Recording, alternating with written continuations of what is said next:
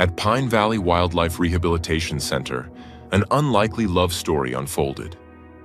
When an injured female bobcat was brought into the center, Toby, a tabby cat with an abundance of confidence, believed he had found the love of his life. Her name was Bella, a wild predator 3 times his size, and she was breathtakingly beautiful. Toby was instantly smitten, convinced she was simply a fluffy girl. Day after day, he appeared at her enclosure with gifts. The staff could only watch in disbelief, trying desperately to prevent the inevitable disaster. Daily gift offerings turned into daring break-ins that baffled staff. What happens when an ordinary house cat risks everything for the love of a wild bobcat? Could a love this impossible actually work? Before we start, hit the like button and make sure to subscribe if you haven't, and hit that notification bell so that you won't miss any new stories. The morning sun painted golden stripes across the Pine Valley Wildlife Rehabilitation Center in northern Minnesota, where the unexpected love story of the century was about to unfold. Dr. Margaret Maggie Thompson, the center's director for the past 23 years, had seen plenty of unusual animal behaviors in her time.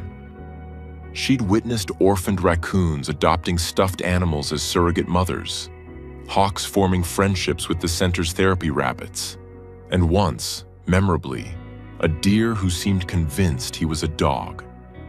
But nothing, absolutely nothing, had prepared her for Toby. Toby was, by all accounts, an ordinary brown tabby cat with extraordinary delusions of grandeur. He'd wandered onto the center's property 6 months ago, presumably abandoned or lost, though his portly belly and glossy coat suggested he hadn't been roughing it for long. The staff had tried to find his owners, posting his picture on every lost pet website and community board within 50 miles, but no one claimed him. Eventually, he simply became part of the furniture, or more accurately, part of every piece of furniture, as he had a talent for sprawling across desks, medical equipment, and any paperwork that looked particularly important. "That cat," Maggie often said, shaking her head with affectionate exasperation, "has more confidence than a Fortune 500 CEO and about half the common sense of a garden gnome." It was a Tuesday in early September when Toby first laid eyes on Bella. The staff had just brought in a young female bobcat, found injured near a highway after what appeared to be a vehicle strike. She was gorgeous even in her weakened state.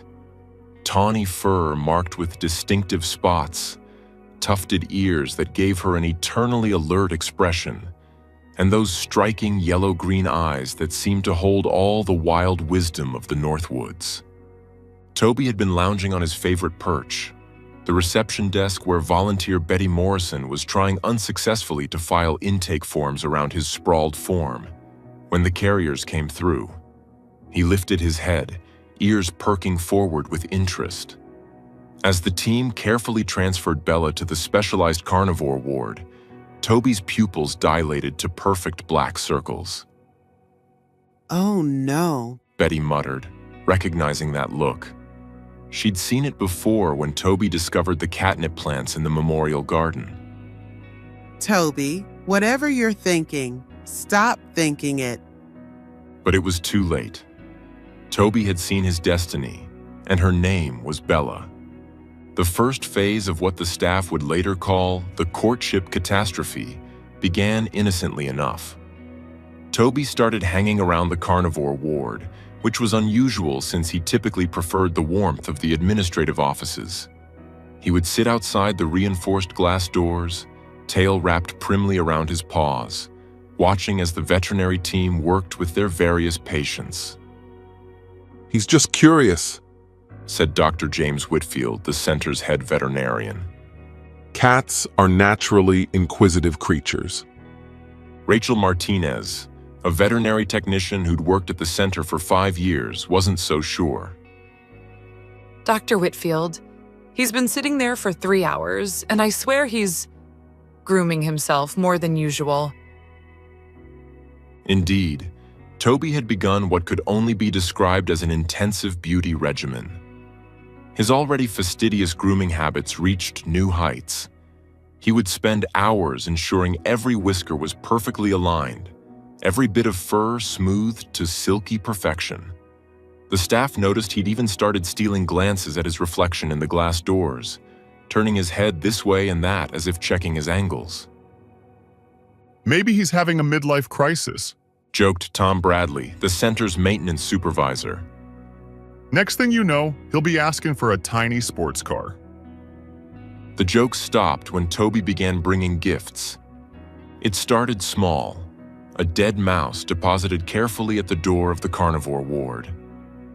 The cleaning staff, accustomed to such offerings from their feline residents, simply disposed of it. But Toby was nothing if not persistent. The next day brought 2 mice, then 3. By the end of the week, he'd escalated to a somewhat mangled chipmunk and what appeared to be half a blue jay. This is getting out of hand. Maggie said, surveying the morning's offering, a collection of 5 mice arranged in what looked suspiciously like a heart shape. Has anyone actually seen him catching these things? I didn't think he could move fast enough to catch his own tail, let alone wildlife. Betty raised her hand sheepishly. I saw him at the bird feeders yesterday. He was camping out underneath them. When a mouse came for the dropped seeds, he just kind of fell on it. Fell on it? More like a controlled plop, really. It was actually quite effective, if not particularly graceful.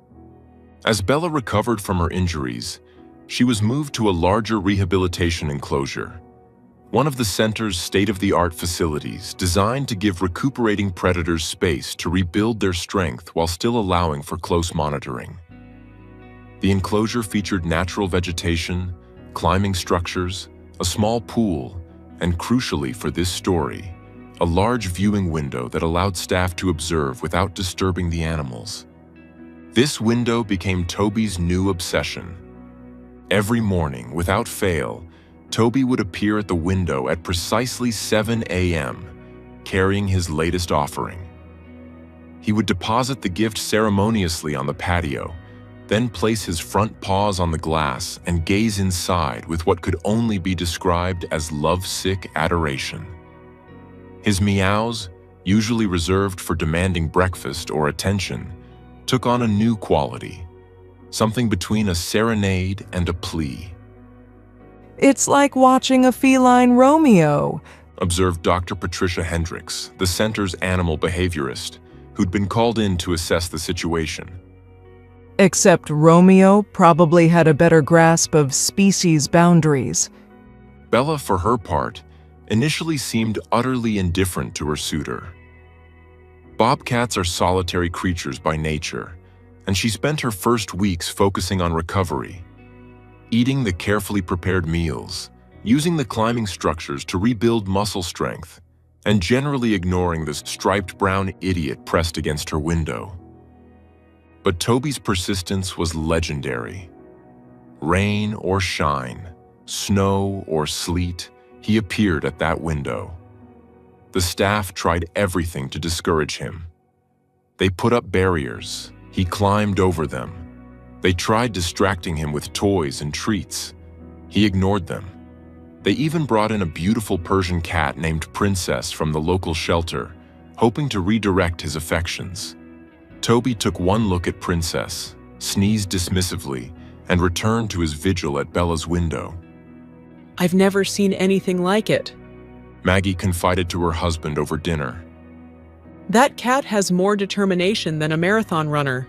If only we could harness that energy for something useful. The breakthrough, or breakdown, depending on your perspective, came on a particularly busy Wednesday afternoon. The center was hosting a group of local school children for an educational program, and all hands were on deck. In the chaos of 30 excited third graders asking questions about everything from eagle wingspans to whether raccoons really wash their food, nobody noticed that the maintenance door to the carnivore ward had been left slightly ajar. Nobody, that is, except Toby. Rachel was in the middle of explaining the difference between true hibernation and torpor when she glanced through Bella's viewing window and nearly dropped her clipboard. There, inside the enclosure with a wild bobcat easily 3 times his size, was Toby. He had somehow managed to not only enter the restricted area, but had climbed onto one of the lower platforms where Bella was resting. Oh my God. Rachel whispered, then louder. Oh my God. Everybody stay calm. This, predictably, had the opposite effect. The children pressed against the window, pointing and exclaiming. The other staff members came running, and in the middle of it all, Toby was doing what could only be described as attempting to groom Bella's ear.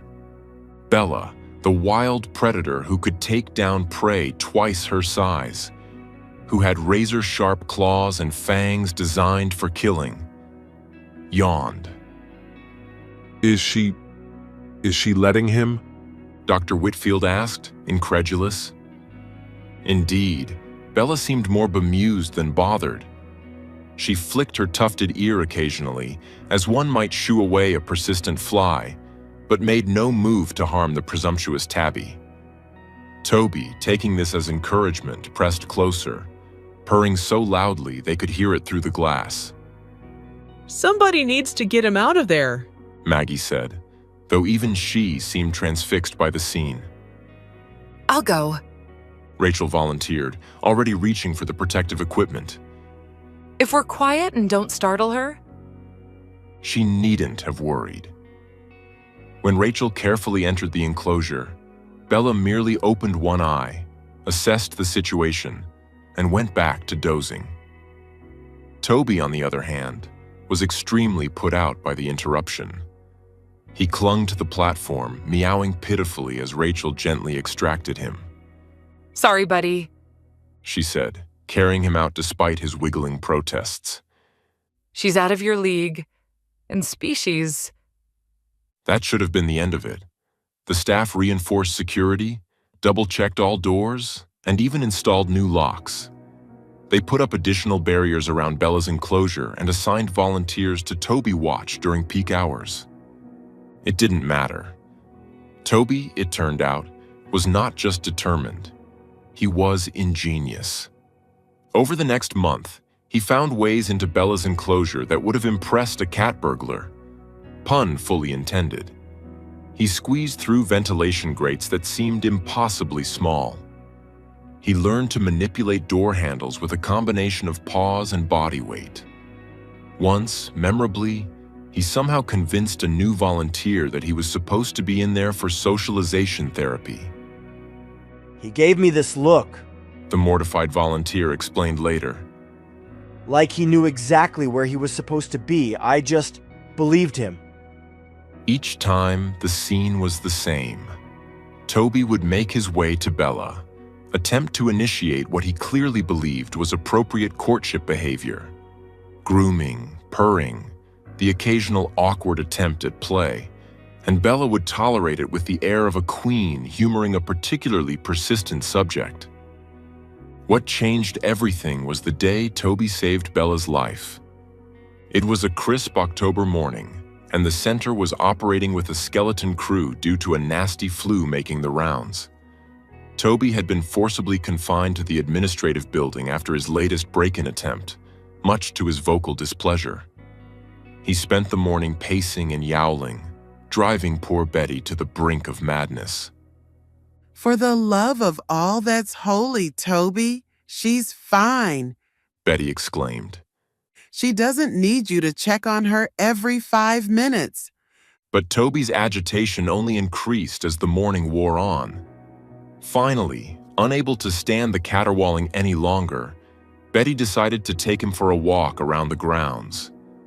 On a leash, of course, to prevent any escape attempts. As they approached the carnivore ward, Toby suddenly went rigid. His fur stood on end, and a low growl, surprising from the usually cheerful cat, rumbled from his chest. Before Betty could react, Toby had somehow slipped his harness and was racing toward Bella's enclosure. Toby, no! Betty hurried after him, but her arthritic knees were no match for a determined cat. What happened next would be debated and discussed at the center for years to come. Toby reached Bella's viewing window and began pawing at it frantically, yowling at the top of his lungs.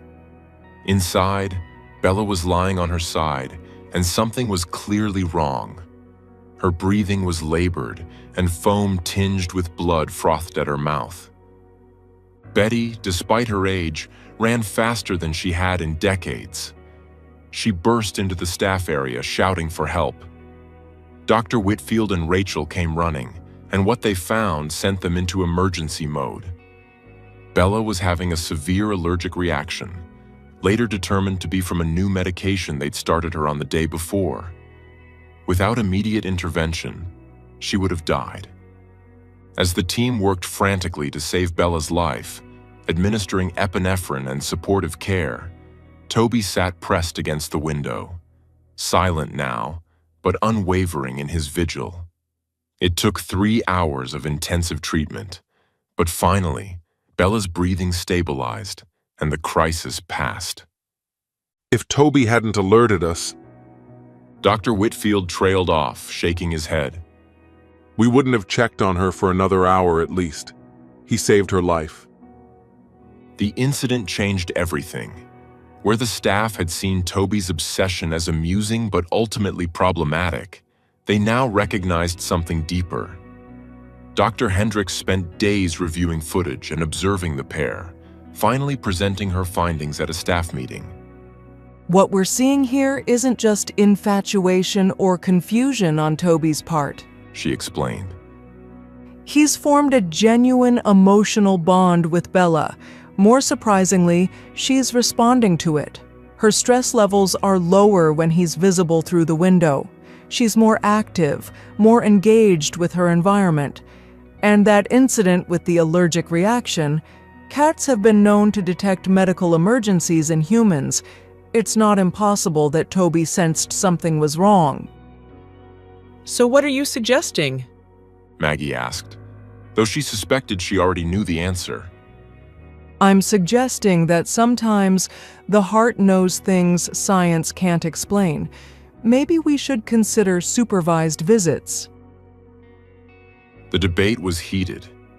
There were concerns about safety, about setting precedent, about what message it would send to the public. But in the end, the evidence was overwhelming. Bella was calmer with Toby around. Toby was miserable without Bella, and both animals had proven they could coexist peacefully. The first official supervised visit was scheduled for a quiet Thursday afternoon. The entire staff gathered, some out of professional interest, others, though they wouldn't admit it, out of pure sentiment. Rachel and Dr. Whitfield stood ready with safety equipment, though privately, neither believed it would be necessary. Toby was carried into the enclosure by Betty, who'd volunteered for the honor.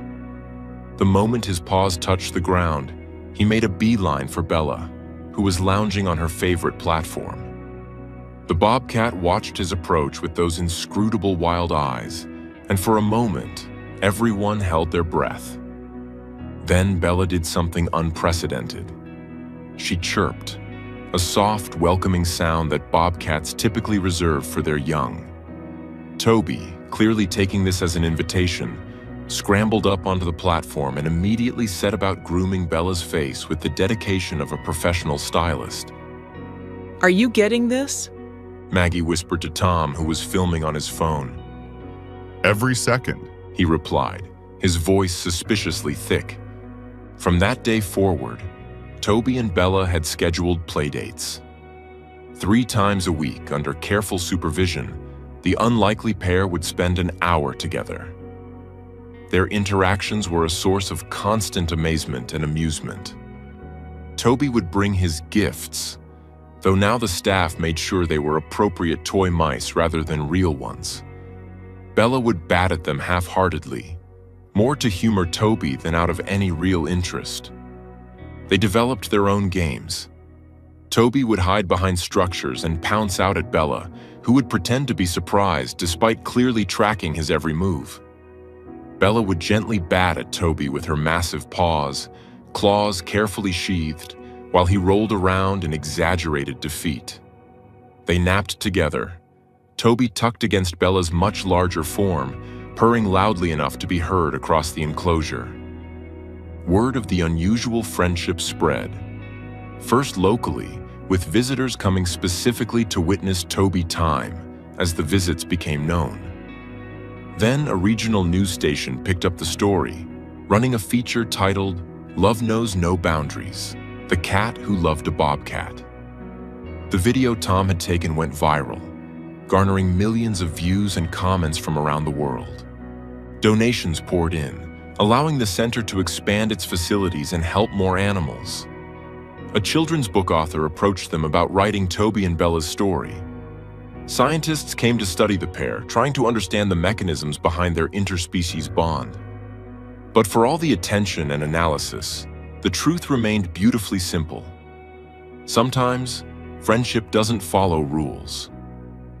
As autumn turned to winter, Bella continued to grow stronger.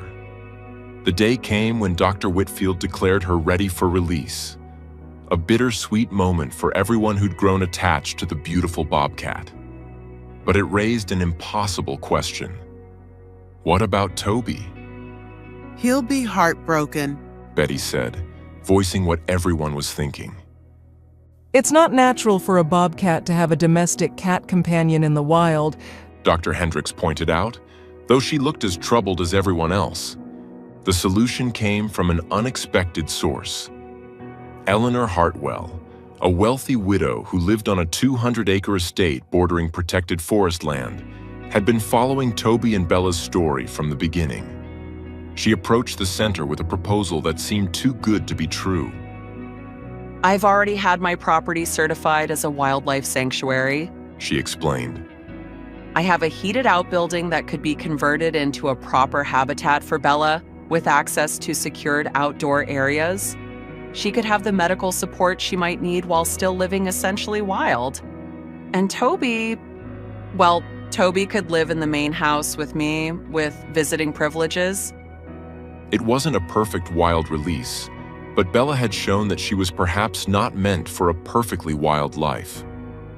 After extensive consultation with wildlife experts, veterinarians, and legal advisors, a plan was formed. Bella would transition to Eleanor's sanctuary, where she could live as naturally as possible while still receiving care. And Toby would finally have a proper home, with guaranteed access to his beloved. The moving day was emotional for everyone. The entire staff gathered to say goodbye, and there wasn't a dry eye as Bella was loaded into her transport carrier. Toby, seeming to understand something significant was happening, stayed pressed against the carrier, purring reassuringly. At Eleanor's estate, the transition went smoother than anyone could have hoped.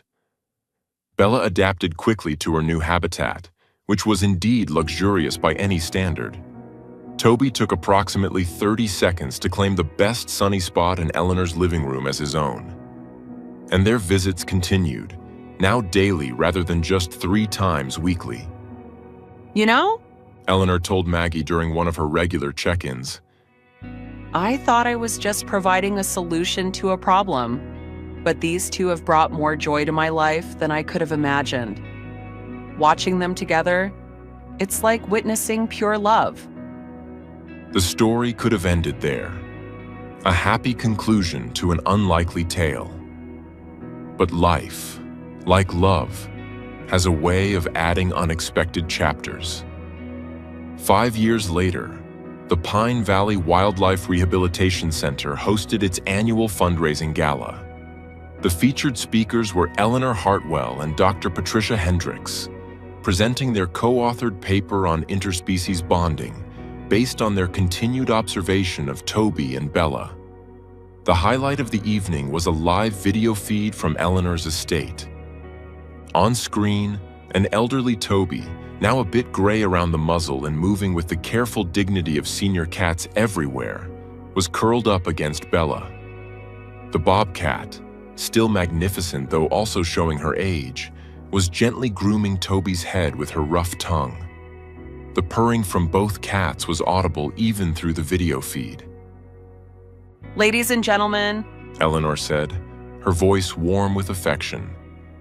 I present to you proof that love truly knows no boundaries. Not species, not size, not any of the categories we use to divide the world. Toby saw a beautiful soul who needed a friend, and he simply refused to accept that it was impossible. In the audience, Betty Morrison wiped away tears with a handkerchief embroidered with little paw prints, a gift from the staff on her retirement. Beside her, Rachel Martinez, now the center's assistant director, squeezed her hand. You know what the best part is? Rachel whispered. What's that, dear? Toby still brings her presents, every single day.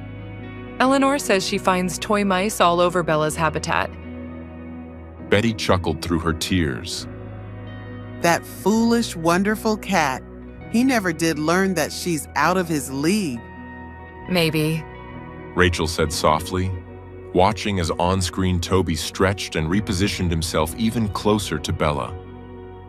Or maybe he knew something we didn't. Maybe love doesn't have leagues at all. As if in agreement, a rumble of purring from the video feed filled the room. Two voices, different in every way except for the contentment they expressed. It was the sound of an impossible friendship, a testament to the power of persistence, and proof that sometimes the heart knows truths that the mind cannot comprehend.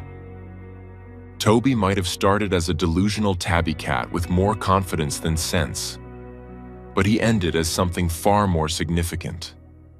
A reminder that love, in all its forms, is worth fighting for, even if your beloved is a bobcat, even if everyone thinks you're crazy, even if you have to sneak through ventilation shafts to prove it. Because in the end, Toby was right about the only thing that mattered. He had found someone special, and against all odds, all logic, and all reasonable expectations, that someone special had found him special too. As the gala attendees erupted in applause, the video showed Toby opening one green eye, looking directly at the camera with what could only be described as smugness. He had won.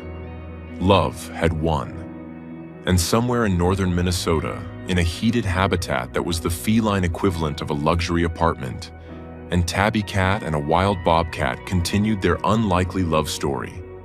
One purr, one gift, one impossible day at a time.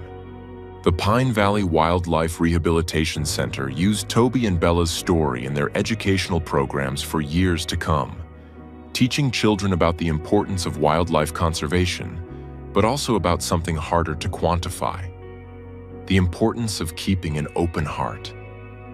Because if a house cat could see past species and size to find a soulmate, perhaps humans could learn to see past their own divisions too. And as for Toby, well, he lived to the remarkable age of 19, spending every one of his remaining days exactly where he wanted to be, by Bella's side. When he finally passed, falling asleep one last time curled against his beloved, Bella mourned in the way of wild things. Quietly, privately, but deeply. She lived another 2 years, and Eleanor swears that until the end, Bella would sometimes look toward the entrance of her habitat, as if waiting for a confident brown tabby to come strutting through with a gift and a purr. Their story became legend at the center, told to new volunteers and visiting school children, shared at conferences and written about in journals.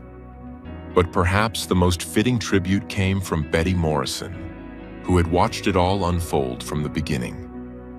Asked by a young volunteer what she had learned from Toby and Bella, she thought for a moment before answering. I learned that love doesn't ask permission, She said. It doesn't check species guides or measure size differences or calculate odds.